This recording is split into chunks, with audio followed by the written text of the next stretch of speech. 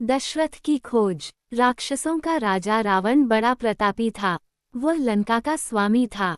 उसका दबदबा देवता और राक्षस दोनों मानते थे। एक दिन रावण अपनी पत्नी मंदोदरी के साथ महर्षि पुलस्त्य के यहाँ उनके दर्शन के लिए गया। पुलस्त्य ऋषि उस समय एक पुस्तक पढ़ रहे थे। रावण ने उनके पांव छूकर प्रणाम करते हुए पूछा, आप क्या पढ़ रहे हैं? ये सुनकर पुलस्त्य ऋषि हंस पड़े और रावण से कहा कि यह एक अनमोल ग्रंथ है। इस ग्रंथ में अयोध्या के राजा दशरथ और उनके पुत्र राम के विषय में लिखा और कहा गया है। इस ग्रंथ में जो बात बीत गई है उसका भी वर्णन है और आगे क्या होने वाला है उसको भी लिखा गया है। रावण ने पूछा कि भविष्य की किस बात का वर्णन इस ग्रंथ में है, थोड़ा मुझे बताएं। महर्षि ने कहा कि इस ग्रंथ में लिखा हुआ है कि लड़ाई में लंकापति रावण की मृत्यु दशरथ के पुत्र के बाण से होगी। ये सुनकर रावण की पत्नी मंदोदरी घबरा गई, लेकिन रावण खिलखिलाकर हंसने लगा। उसने कहा कि यह झूठ है, ये कहानी है। इस धरती पर कौन है जो मुझसे आंख मिला सकता है? मैं तो स्वयं ही मनुष्य का नाश करने वाला हूँ। पुलस्त्य ऋषि ने कहा, भविष्य में क्या होगा मैं नहीं कह सकता हूँ, लेकिन इतना मैं कहूँगा कि ग्रंथ को लिखने वाले मुनि ने ऐसे ही यह बात नहीं लिखी होगी। मंदोदरी को घबराया हुआ देखकर रावण बोला, मैं अभी अपने सभी दूतों को भेजता हूँ। वे सब पता लगाएंगे कि दशरथ कौन है और कहाँ रहता है। मैं उसको खा जाऊंगा। ये कहानी चाहे जिसने लिखी हो झूठी हो जाएगी। रावण अपनी पत्नी मंदोदरी के साथ वापस लंका लौट गया। उसने अपने दूतों को दशरथ के बारे में पता लगाने के लिए भेज दिया। उस समय दशरथ अयोध्या में राज कर रहे थे तथा उनका विवाह नहीं हुआ था।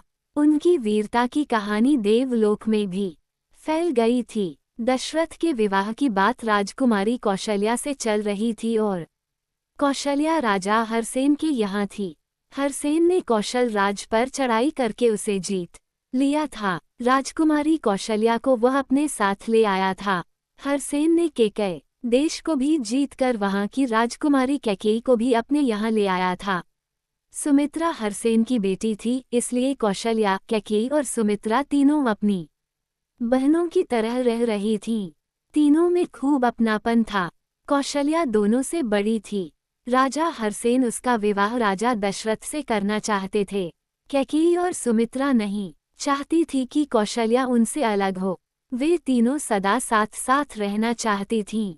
उनके आपस के प्रेम को देखकर हरसेन ने सोचा कि तीनों का विवाह दशरथ से कर दिया जाए। हरसेन जमदग्नि ऋषि से मिले और उनसे विनती करते हुए कहा कि आप विवाह को संपूर्ण विधि विधान के साथ संपन्न करा दें। विवाह का शुभ दिन तय हो गया। रावण के दूतों ने पता लगा लिया कि विवाह किस दिन होगा। दूतों ने पता लगाने के बाद लौटकर रावण से कहा, हमने दशरथ का पता लगा लिया है। रावण ने क्रोध से चिल्लाते हुए कहा, उसे पकड़कर क्यों नहीं लाए? दूतों ने कहा, दशरथ को पकड़ना आसान काम नहीं है। वह बड़ा वीर है। हम सब तो केवल 4 ही थे। रावण क्रोध में पांव पटकता हुआ बोला, मैं स्वयं ही दशरथ को ठीक करूंगा और मारूंगा। देखता हूं कि पोथी की बात कहां तक सच होती है। रावण ने सेना के साथ हरसेन पर चढ़ाई कर दी। हरसेन बहादुरी के साथ लड़े। राक्षसों के साथ लड़ना हंसी मजाक नहीं था। रावण नगर में घुस गया। वह राजमहल से कौशल्या, कैकेयी तथा सुमित्रा को धकेलते हुए लाया और रथ पर जबरदस्ती बैठाकर अयोध्या की तरफ बढ़ गया। रास्ते में सरयू नदी बह रही थी। रावण ने किनारे पर बहुत सारी सुसज्जित नावों को देखा। उसने पूछा कि इतनी नावें क्यों हैं? पता चला कि सभी नावें दशरथ के स्वागत के लिए सज धज कर तैयार हैं। उसी पर चढ़कर दशरथ जी अपने बारातियों के साथ विवाह करने जाएंगे।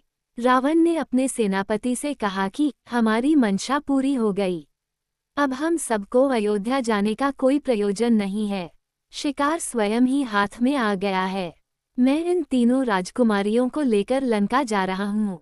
रावण ने सेनापति को निर्देश दिया और कहा कि दशरथ की नाव को नदी की बीच धार में डुबो देना है। सभी राक्षस सरयू नदी के किनारे पर घात लगाकर मल्लाहों का रास्ता देखने लगे। मल्लाह आए तो उन सबको राक्षसों ने पकड़ लिया। राक्षस सब दशरथ की प्रतीक्षा करने लगे। रावण तीनों राजकुमारियों को लेकर लंका पहुंच गया। इन तीनों राजकुमारियों को देखकर और उनके अपहरण की बात सुनकर मंदोदरी बिगड़ गई, मगर वह क्या करती, आह भरकर रह गई। रावण ने एक संदूक में तीनों राजकुमारियों को बंद करके सबसे छुपा देने की बात सोचने लगा। तभी अचानक उसे समुद्र में निवास कर रहे राक्षस विकरण की याद आई। विकरण मायावी था। रावण ने विकरण राक्षस को बंद तीनों राजकुमारियों वाला संदूक सौंपते हुए बोला, मैं इस संदूक को जब मांगूंगा तब वापस दे देना। विकिरण उस संदूक को निगल गया। कौशल्या, कैकेयी और सुमित्रा तीनों उसके पेट में चली गईं। इधर दशरथ जी आए और नाव पर सवार होकर विवाह के लिए निकले। नावों पर मल्लाह के रूप में सारे राक्षस थे। दशरथ जी की नाव मल्लाह का वेश धारण करके रावण का सेनापति खे रहा था। उसने बीच धार में दशरथ की नाव को डुबो दिया। दशरथ जी प्राण बचाने के लिए हाथ पांव मारने लगे और गणेश जी से विनती करने लगे। उसी समय गणेश जी जल के देवता वरुण के यहाँ आ रहे थे। गणेश जी स्वयं ही दशरथ के पास पहुंच गए और उन्हें बचाकर पानी से निकाल लिया।